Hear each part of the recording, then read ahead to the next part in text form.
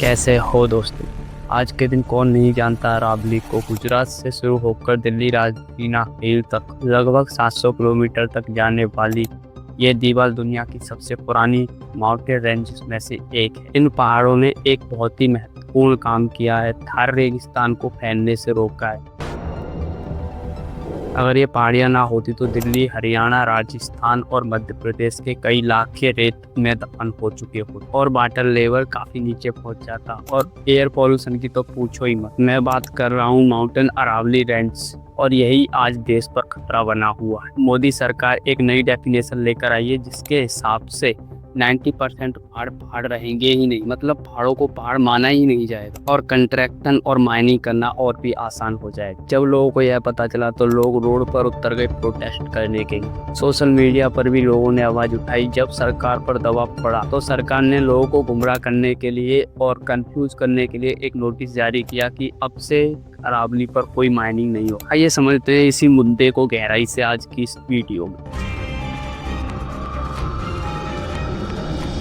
हमारी कहानी मई 2024 को शुरू होती है जब supreme court Aravalli mining ranges को बचाने के लिए मोदी सरकार को आदेश देती है कि अरावली की एक यूनिफॉर्म डेफिनेशन बनाओ। सुप्रीम कोर्ट का मानना था कि अरावली की पहाड़ियों को प्रोटेस्ट करना और भी आसान हो जाएगा अगर इनकी एक यूनिफॉर्म डेफिनेशन होगी तो। ऐसा इसलिए कि अरावली रेंज 4 राज्यों से होकर गुजरती। गुजरात, राजस्थान, हरियाणा और दिल्ली, इन सब राज्यों में अलग अलग डेफिनेशन का इस्तेमाल किया जाता रहा। सरकार को काम दिया गया था एक बेहतर डेफिनेशन बनाने का और इस नई डेफिनेशन से वही पहाड़ अरावली माने जाएंगे जिनकी हाइट 100 मीटर से ऊंची होगी। इन्हें ही अरावली रेंजेस माना जाएगा, मतलब पहाड़ों को पहाड़ माना ही नहीं जाएगा। और इसके अलावा अरावली जिसका हिस्सा उसे माना जाएगा जो पहाड़ 500 मीटर के भीतर होंगे। एक या दो से ज्यादा उन्हें अरावली रेंजेस का हिस्सा माना जाए और वो ज्यादा दूर रहेंगे तो उन्हें अरावली का हिस्सा ही नहीं माना जाए। ये तो वही वाली बात होगी कि अगर खुद को इंसान कहलवाना है तो तुम्हारी हाइट 6 फीट होनी चाहिए। अगर आपकी हाइट 6 फीट नहीं है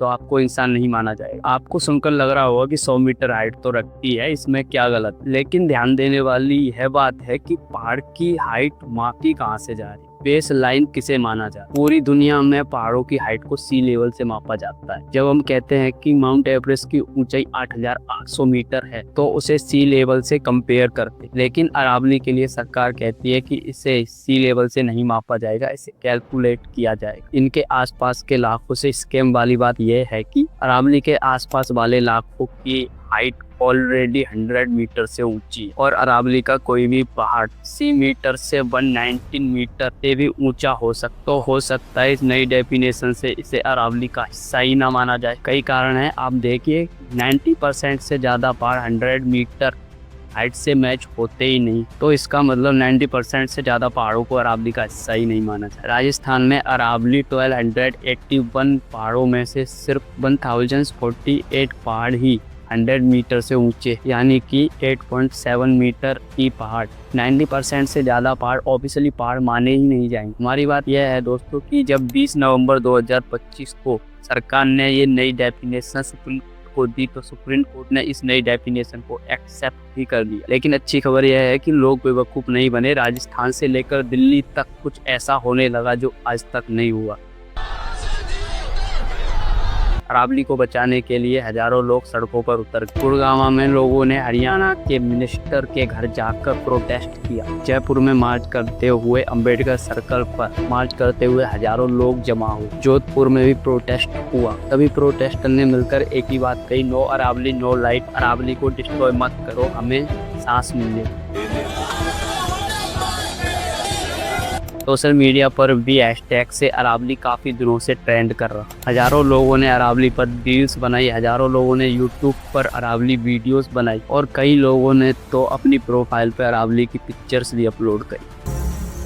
क्योंकि ये सब लोग समझते हैं दोस्तों कि अगर अरावली खत्म हो गई तो क्या असर पड़ेगा। अब यह जानने के लिए यह जानना जरूरी है कि आखिर रेगिस्तान फैलता कैसे? आपने देखा होगा कि रेगिस्तान में रेत के टीले एक जगह से दूसरी जगह ट्रांसपोर्ट होते रहते। रेगिस्तान में तूफान चलते रहते हैं और तूफान के साथ साथ रेत भी आगे बढ़ती है और एक उपजाऊ जमीन पर भी एक रेत की लेयर बना दे। अगर इसे रोका ना जाए तो धीरे धीरे वो जमीन भी बंजर बन जाए। अरावली की पहाड़ियां इसे रोकने के लिए एक स्पीड ब्रेकर की तरह काम करती। जैसे ही हवाएं पहाड़ियों से टकराती है उनकी स्पीड कम हो जाती है। स्पीड कम होने की वजह से हवा में उड़ने वाला भारी रेत नीचे गिर जाता है। इसी वजह से रेगिस्तान आगे नहीं बढ़ पाता। रेत को रोकने का काम एक्चुअली ये पहाड़ नहीं कर रहे बल्कि पहाड़ों पर मौजूद जंगल कर रहा है। ये पेड़ हवा में मौजूद फिंड डस्ट को फंसा लेते हैं और मिट्टी को अपनी जड़ों से जकड़ लेते हैं। अगर इन पेड़ और पहाड़ों को काट दिया जाए तो ये रेत उड़कर सीधा दिल्ली, हरियाणा और राजस्थान में जाकर गिरेगी और धीरे धीरे वहाँ की जमीन को भी बंजर बना देगी। क्लाइमेट साइंटिस्ट ने कई बार वार्निंग भी दी है कि अरावली को डिस्ट्रॉय ना किया जाए। अगर अरावली को काट दिया तो दिल्ली का क्लाइमेट कुछ ही दिनों में शिफ्ट टू वेट क्लाइमेट में बदल जाएगा और यह कोई इमेजिनरी चीज नहीं है क्योंकि कुछ हद तक ऑलरेडी ऐसा हो रहा है। इसे समझते हैं कि आखिर अरावली को डिस्ट्रॉय किया क्यों जा रहा है। इसका सीधा सा अर्थ है दोस्तों, पैसा पैसा पैसा ही पैसा होगा। रियल एस्टेट बैंक कंपनी के लिए पैसा, माइनिंग कंपनीज के लिए पैसा और इनसे चंदा मांगने वाली पॉलिटिक्स। अरावली की पहाड़ियां, गुड़गामा, फरीदाबाद, ऐसे Delhi NCR real estate corridor के बीच से गुजरती और यहाँ पर घरों का प्राइस अनविजिबल हाई। और हरियाणा की सरकार बार बार कोशिश करती रही है कि अरावली के कुछ हिस्सों को प्रोटेक्शन के दायरे से हटा दिया जाए और इसका फायदा किसे हो रहा है? बाबा रामदेव जैसी पतंजलि कंपनी से। हमको नहीं पता। आप हमको ये पूछते हो कि ये कभी हुआ क्या, तो हमको ये क्या पता कि क्या होता। असल में अरावली के गाँव में जो इनकॉन्टेमेंट फॉरेन हैं, उनकी ओनरशिप पहले ग्राम पंचायत के पास होती। इसे खरीदा या बेचा नहीं जा सकता, लेकिन फिर भी पतंजलि जैसी कंपनी ने फरीदाबाद के कोट गांव में अरावली की 400 एकड़ से ज्यादा जमीन खरीद ली। अब आप पूछोगे कि जब इस जमीन को खरीदा या बेचा ही नहीं जा सकता तो पतंजलि ने इस जमीन को कैसे खरीदी? उन्होंने यह जमीन शेयर कंपनीज और बिचौलियों के द्वारा 300 से ज्यादा पावर ऑफ अटर्नी एग्रीमेंट करके ली, जिसमें ओनर ट्रांसपोर्ट नहीं होता। यहाँ पर माइनिंग भी की जा रही थी। माइनिंग माफिया की एक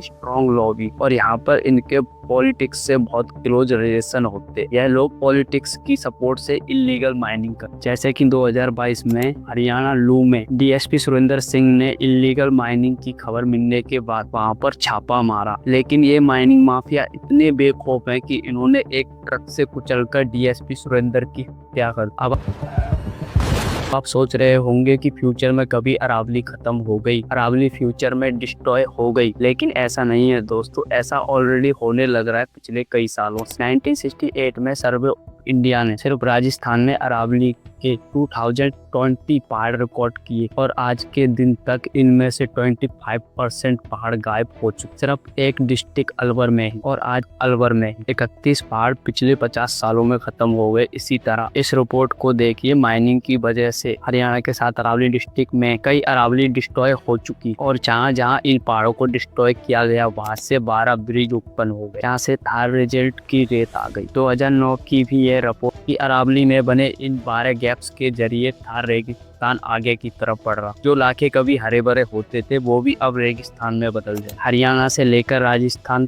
पूरी स्टेट में फसलों की पैदावार पहले से कम हो रही। हरियाणा का फुल एरिया 8.2% तो डेजर्ट में बदलना शुरू भी हो गया और यह जमीन भी पहले जितनी उपजाऊ नहीं रही। अरावली का connection Delhi NCR air pollution से भी। अरावली के फोर्स दिल्ली एनसीआर के लिए ग्रीन लंग की तरह काम करते, ऑक्सीजन को बढ़ाते हैं, एयर पोल्यूशन को एब्जॉर्ब करते हैं, डस्ट को रोकते हैं। अरावली के इस स्ट्रक्चर दिल्ली एनसीआर में एयर पोल्यूशन की सिचुएशन को बद से बदतर कर दिया। जो 12 गैप्स मैंने आपको बताए उनके जरिए रेगिस्तान का रेत दिल्ली एनसीआर में एंटर कर रहा, जो कि सालों पहले नहीं करता था। इसके अलावा और भी जगहों पर लीगल इलीगल माइनिंग किए जाने की वजह से डस्ट और एयर पोल्यूशन और भी निकल रहे। एक बार फिर से जाकर दिल्ली में एयर पोल्यूशन की तरह काम करें। लेकिन यहाँ पर बात साफ हवा की नहीं है, साफ पानी की भी है। ये अरावली की पहाड़ियाँ पानी के लिए बहुत जरूरी है। अरावली की पहाड़ियों में नेचुरली क्रैक्स होते हैं। बारिश का पानी इन क्रैक्स के जरिए जमीन के अंदर जाता है और ग्राउंड वाटर को बढ़ाता है। जब पहाड़ ही नहीं रहेंगे, जब जमीन पानी को एब्जॉर्ब ही नहीं करेगी, तो फिर पानी कहाँ से आएगा। ये आप खुद से ही सोच सकते हैं कि हालात कितने बिगड़ चुके हैं। आपको इमेजिन करने की जरूरत नहीं है कि आगे चल के हालात कितने बिगड़े अगर बची हुई अरावली की पहाड़ियों को भी डिस्ट्रॉय कर दिया जाए। अब सरकार यहाँ पर यह कह रही है 24 दिसंबर 2025 को, इसमें कहा गया है कि मिनिस्ट्री राज्य सरकार को डायरेक्शन इशू किए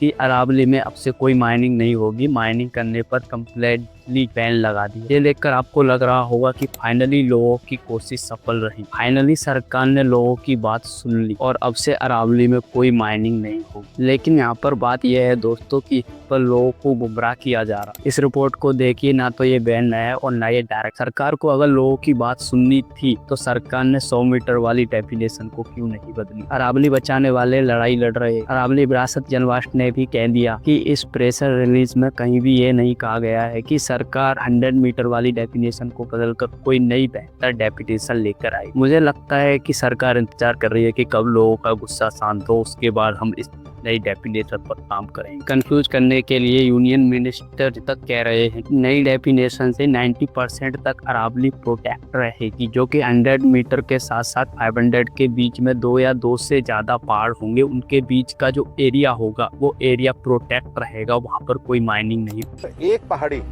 और दूसरी पहाड़ी के बीच में 500 मीटर का ही गैप है, तो वो जमीन भी अरावली रेंज मानी जाएगी।